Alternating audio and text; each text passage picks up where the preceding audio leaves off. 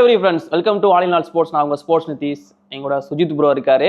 So IPL டீம்ஸை நாம் preview பண்ணிட்டு இருக்கோம். அந்த வகையில் நம்ம ரிஷப் பண்ணிட்டு அதிக அமௌண்ட் கொடுத்து எடுத்திருக்கிற லக்னோ சூப்பர் ஜெயன்ஸ் மேனேஜ்மெண்ட்டுக்கும் கேப்டனுக்கும் சுத்தமாக ஆகாது. ஸோ இந்த டீமை பற்றி ப்ரோ என்ன சொல்கிறாரு அப்படிங்கிறத கேட்டு தெரிஞ்சுப்போம். ஃபஸ்ட்டு வீக்னஸ் சொல்லிடுங்க.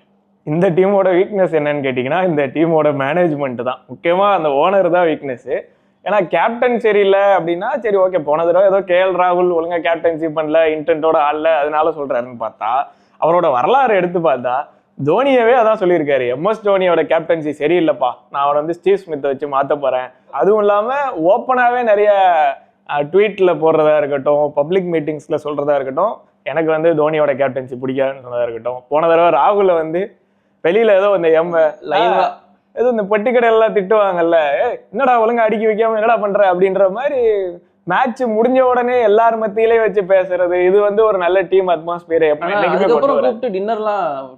என்ன வேற வழி இல்லை, இத்தனை பேர் திட்டுறாங்க அப்படின்னா அதெல்லாம் பண்ணணும். முதல்ல எப்படி சொல்ல, ஒரு மாரலான ஒரு ஓனராகவே அவர் எனக்கு என்னைக்குமே தெரிஞ்சது இல்லை. ஸோ இதில் ரிஷப் பண்ணிட்ட கேப்டனாக ஆகியிருக்காங்க. மேபி அவங்களுக்குள்ள எப்படி டேர்ம்ஸ் இருக்குன்றதை பொறுத்து தான் நம்ம. கேஎல் ராகுலையும் அப்படிதான் சொன்னோம் நாம. தோனியை ஃபர்ஸ்ட் பண்ணதுக்கு அப்புறமா கேஎல் ராகுல் இப்போ அந்த வரிசையில் ரிஷப் பண்ணிட்டு வந்திருக்காரு. மூணு பேரும் காமன் என்னன்னா விக்கெட் கீப்பர் கம் பேட்ஸ்மேன். ஓ அப்படி அந்த வாட் இஸ் யுவர் டைப் அப்படின்பாங்கல்ல, அந்த மாதிரி சஞ்சீவ் கோயங்காவோட type wicket keeper cum captain தான் அவரோட டைப்னு நினைக்கிறேன். அதுவும் Indian players only. Nicholas Pooran attack பண்ண மாட்டார். ஆமா, இடையில நிக்கோலஸ் பூரான கேப்டன் ஆக போறாங்கலாம் சொல்லிட்டு இருந்தாங்க. அவர் தான் இருந்தாரு, திடீர்னு ரிஷப் பண்ணி எடுத்துட்டாங்க, கிடைச்சிட்டாரு, வேற வழியில் அப்பாயின்ட் பண்ணி தான் ஆகணும்னு சொல்லி பண்ணிருக்காங்க. திடீர்னு எடுத்ததுக்கு அத்தனை கோடிக்கு எடுத்தாங்க, பிளான் போட்டிருப்பாங்க. ஆனா இந்த அளவுக்கு ஏத்தி விட்டது நம்ம டிசி. ஆமா, அவர் தான். அவரை பத்தி நம்ம அடுத்த வீடியோல சொல்லுவோம். ஓகே, இதோட வீக்னஸ், டீம்ல இருக்கிற வீக்னஸ்.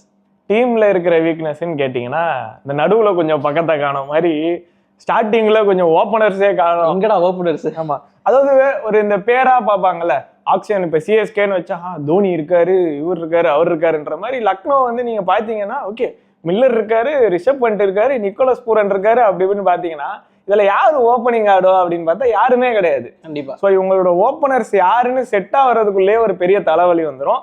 அன்லஸ் ஆல்ரெடி நல்லா ஆடிட்டு இருக்க அந்த பிரெட்ஸ்கி சவுத் ஆப்பிரிக்காவுக்கு ஓப்பனிங் பண்ணியிருக்காரு. இடையில இந்த ட்ரை சீரீஸ்ல ஒரு சி டீம் அனுப்பிச்சாங்களே, சவுத் ஆப்பிரிக்கா சி டீம், அதுல விளையாடி ஒரு 160 அது அடிச்சாரு. ஸோ அவரை ஸ்ட்ரைட்டாவே கொண்டு அவர் கிளிக் ஆவாரா, அவரு இந்தியன் கண்டிஷன்ஸ்ல எப்படி இருப்பாரு அப்படின்றலாம் தெரியாது. அப்படி இல்லைன்னா மிச்சல் மார்ஷும் இன்ஜூர்டா இருக்காரு. ஸோ அவர் இன்ஜூரி இல்லைனாலுமே இன்ஜூரி ஆகக்கூடியவர். ஸோ ஆல்ரெடி இன்ஜூரில இருந்து வராரு அப்படின்னா அவர் என்ன பண்ணுவாருன்னு தெரியாது. அது இல்லாம ஆப்ஷன் பார்த்தா 2 இந்தியன் பிளேயர்ஸ் இருக்காங்க, அந்த அர்ஷின் குல்கர்னி, யுவராஜ் சௌத்ரி இருக்காரு. 2 பேருமே லெஃப்ட் ஹேண்ட் பேட்டர்ஸ்ன்றனால ஒரு நல்ல விஷயம் இருக்கு. குல்கர்னிக்கு ஆல்ரெடி அவங்க அந்த சான்ஸ் கொடுத்தாங்க, அவரால் அதை யூஸ் பண்ணிக்க முடியல. மேபி மார்க்கம் கூட ட்ரை பண்ணலாம்னு சொல்றாங்க. ஸோ உங்க ஒப்பீனியன் மார்க்கம்? எனக்கு என்னவோ நான் இந்த வகையில சீக்காவோட மேட்ச் ஆவேன். எனக்கு ஏதோ மார்க்ரம் அவ்வளோ எக்ஸ்ப்ளோசிவான, அவ்வளோ டிஸ்ட்ரக்டிவான, இப்போ நீங்கள் பார்த்தீங்கன்னா ஒரு டிராவிஸ் ஹெட், அபிஷேக் சர்மானா பயம் வருது, ஜாஸ் பட்லர், சுப்மன் கில்னா ஒரு பயம் வருது. அந்த வரிசையில் நீங்கள் அர்ஷின் குல்கர்னி இல்லை மிச்சல் மார்ஷ், ஐடன் மார்க்ரம்னு பார்த்தீங்கன்னா ஜாலியாக போட்டு போயிடுவாங்க. வச்சுட்டா அப்புறம் வஞ்சனை பண்ணுறாங்க, இல்லை இருக்கிறத வச்சுதான். ஸோ அந்த மாதிரி இவங்களோட ஓப்பனிங் ஆப்ஷன்ஸ் என்ன கேட்டால் ஐடன் மார்க்ரம் வேற வழியே இல்லைன்னா தான் பிளேயிங் 11லே கொண்டு வரணும். அவரை ஒரு ஃபர்ஸ்ட் ஆப்ஷனாக வைக்கிறதுன்றதே ஒரு நல்ல ஆப்ஷனாக இருக்காது. அவர் என்னதான் நீங்கள் முக்கினாலும் 10 பாலுக்கு 15 இல்லை 15 பாலுக்கு 20 அந்த மாதிரி ஒரு 5 ரன் 10 ரன் தான் தள்ளி போக போறாரே தவிர அவ்வளோ எக்ஸ்ப்ளோசிவாக ஆட போகிறதே கிடையாது. ஸோ இவங்களோட பெரிய வீக்னஸே இந்த ஓப்பனர்ஸ் தான். அன்லஸ் இவங்களுக்கு இருக்கிற இந்த லெஃப்ட் ஹேண்டர்ஸ் வரிசையா இருக்காங்க, அவங்க யாரையாவது ஓப்பனிங் இறக்கி விட வாய்ப்பு இருக்கான்னா, நிக்கோலஸ் பூரான் சில லீக்ல ஆடி இருக்காரு, ஆனா அந்த அளவுக்கு எஃபெக்டிவா இருப்பாரானா கிடையாது. ஏன்னா எடுத்த உடனே ஒரு பேஸ் பவுலர்ஸ் ஆடுறதுன்றது அவருக்கு பிரச்சனை தான். அவர் ஒரு ஸ்பின் அழகா அடிக்கக்கூடியவர். ஸோ அவரை அங்க சாக்ரிஃபைஸ் பண்ணிட்டு ஓப்பனிங் ஆட வைக்கிறது தேவையே இல்லாத வேலை. ரிஷப் பண்ணிட்டு ஓப்பனிங் அண்டர் 19 ஆள் இருக்காரு, அதனால அங்கே ஆடுவாருன்னா எனக்கு தெரிஞ்ச அதுக்கு ஆல்சோ கேப்டன்சி ப்ரெஷர் இருக்கு, அதிக அமௌண்ட் எடுத்த ப்ரெஷர் இருக்கு, இதெல்லாம் தேவை இல்லாம ஒரு ஓப்பனர்ஸ் பிரச்சனையும் எடுத்துக்க விரும்ப மாட்டாங்க. ஆமா, ஸோ அதனால அதுக்கு வாய்ப்பு இல்லை. ஸோ இவங்களோட ஓப்பனிங் ப்ராபபிள் அப்படின்னு பார்த்தீங்கன்னா மிச்சல் மார்ஷ் ஆடுவாரு. மேபி இந்த 3 பேர்ல யாரு வேணா ஆடலாம். யுவராஜ் சௌத்ரி அவங்ககிட்டயே கொடுத்துருவோம், யாருங்கிறது அவங்க சொல்லிட்டு யாரு நீங்க சொல்லுங்க. யுவராஜ் சௌத்ரி அவர் எப்படி ஆடுவாருன்னு எனக்கு தெரியாது. ஏன்னா எடுத்து சில ஹைலைட்ஸ் எல்லாம் பார்த்தேன், நல்லா ஆடுற மாதிரி இருந்தது. யுவராஜ்னு பேர் வந்தாலே நமக்கு ஒரு மாதிரி இதாயிடும். அதே மாதிரியே லெஃப்ட் ஆர்ம் ஸ்பின் போடுறாரு, லெஃப்ட் ஹேண்ட் பேட்டிங் ஆடுறாருன்ற அளவுக்கு எனக்கு தெரியும். அவ்வளவுதான். அர்ஷின் குல்கர்னி அண்டர்-19 லெவல்ல நல்லா ஆடி இருக்காரு. பட் ஐபிஎல்ல இன்னும் பெர்ஃபார்ம் பண்ணல. பட் ஸ்கில் இருக்கானா கண்டிப்பா இருக்கு. அவரும் அந்த அளவுக்கு எக்ஸ்ப்ளோசிவா ஆடக்கூடியவரானா தெரியல. மேபி இந்தியா லெவல்ல ஒரு ஓடிஐ அந்த ஸ்கீம் ஆஃப் திங்ஸ்ல மேபி ஃபியூச்சர்ல வர வாய்ப்பு இருக்கே தவிர அவ்வளோ எக்ஸ்ப்ளோசிவா ஆடுறவர் கிடையாது. மேத்யூ பிரெட்ஸ்கி வந்து நேச்சுரலா ஒரு ஓப்பனர்ன்றனாலையும் அவருக்கு அந்த இன்டர்நேஷனல் ஸ்கில் லெவல் இருக்குன்றனாலையும் maybe Mitchell Marsh slash Matthew பிரெட்ஸ்கின்னு வச்சுக்கலாம். இங்க அர்ஷின் குல்கர்னி ஸ்லாஷ் யுவராஜ் சௌத்ரின்னு வச்சுக்கலாம்.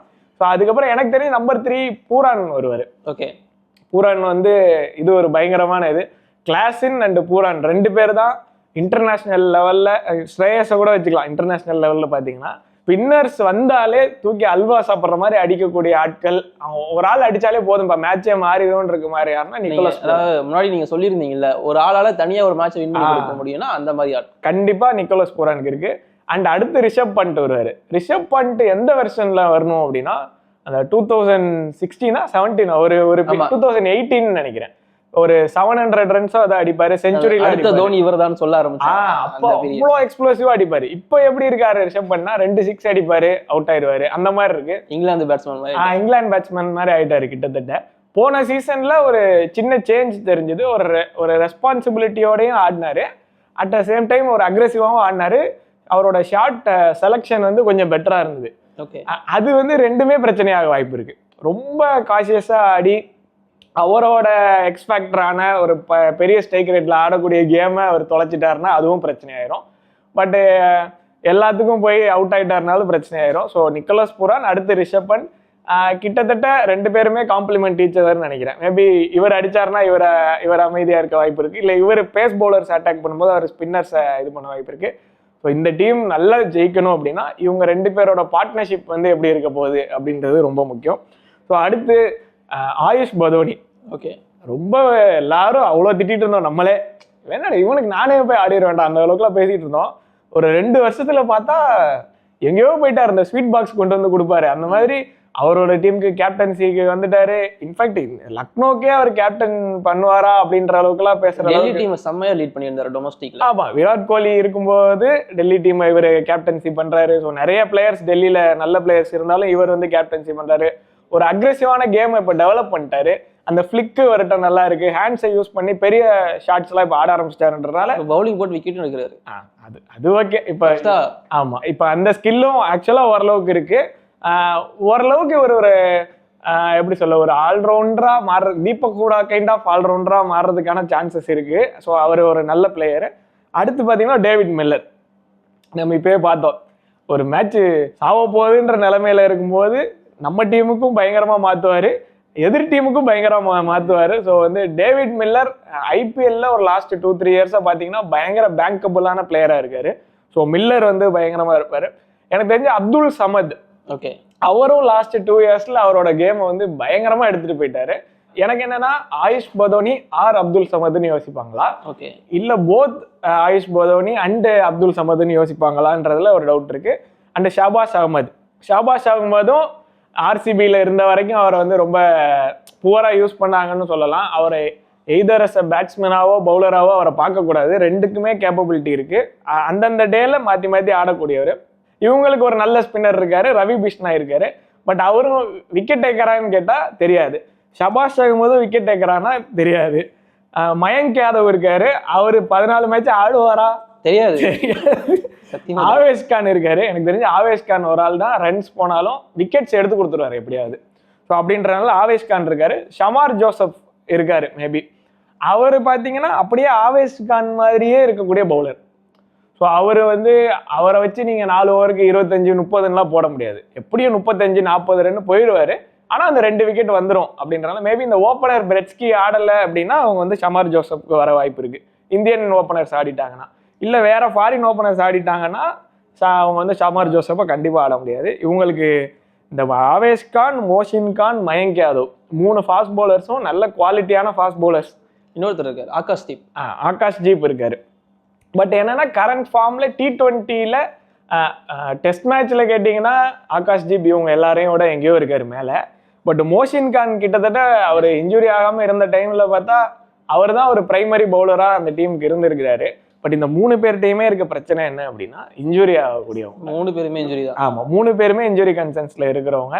ஸோ இவங்க இன்ஜுரி ஆயிட்டாங்க அப்படின்னா வேற பேக்கப் இருக்கான்னு பார்த்தா யாருமே இல்லை. இந்த ஆகாஷ் ஜீப் இருக்காரு ஸ்ட்ரைட்டாவே, ஒரு ஆப்ஷன் இருக்கு. பட் ஆகாஷ் ஜீப்பும் அந்த அளவுக்கு டெத்தில் பவுலிங் போடுவாரா, இல்லை அப் ஃப்ரண்ட் வந்து அவ்வளோ விக்கெட்ஸ் எடுத்துக்கூடிய ஆளா அப்படின்னு கேட்டால் கண்டிப்பாக கிடையாது.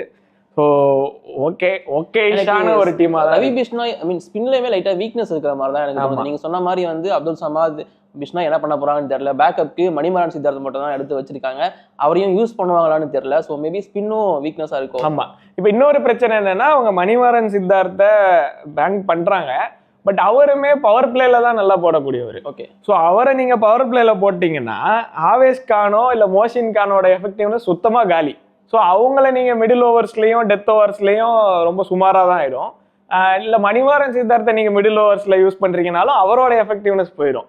ஸோ பயங்கர குழப்பமா இருக்க போது மேபி என்ன பண்ணலாம்னா 6 பேருக்கும் ஒரு ஓவர் கொடுத்து போட வச்சு அது கிளிக் ஆகி அந்த மாதிரி ஏதாவது பண்ணாதான் வாய்ப்பு இருக்கே தவிர எல்எஸ்ஜி வந்து மிடில் ஓவர்ல இருக்கிற 4 பேர் அடிக்க வச்சு ஆமா அதை வச்சுதான் வின் பண்ணி ஆகணும். ஆமா, ஸோ எல்எஸ்ஜி எப்படி இருக்கணும்னா எஸ்ஆர்ஹெச்சோட டெம்ப்ளேட்டுக்கு போகணும். மேபி 200 ரன் 230 ரன் அடிச்சா அதை சேஸ் பண்ண முடிஞ்சது அப்படின்னா எல்எஸ்ஜி ஜெயிக்கும். மற்றபடி ரொம்ப கஷ்டமா தான் இருக்கு இந்த டீமோட 11 பார்க்கணும். ஓகே, அப்ப நீங்க சொல்றத வச்சு பார்க்கும்போது அவங்க பிளே ஆஃபுக்கு போக போறது இல்லை. ஆமா, எனக்கு தெரிஞ்சு ரொம்ப கஷ்டமா இருக்கும். ஏன்னா இது எல்லாமே கிளிக் ஆகி இவங்க எல்லாரும் நல்லா விளையாடி அந்த நியூ பாலையும் அவங்க கரெக்டாக யூஸ் பண்ணி பவுலிங் ரொட்டேஷன். இன்னொன்று எனக்கு என்னமோ ரிஷப் பண்டோட ஸ்கில், அந்த அவரோட ஸ்கில் பேட்ஸ்மேனா அதெல்லாம் எனக்கு பிரச்சனையே இல்லை.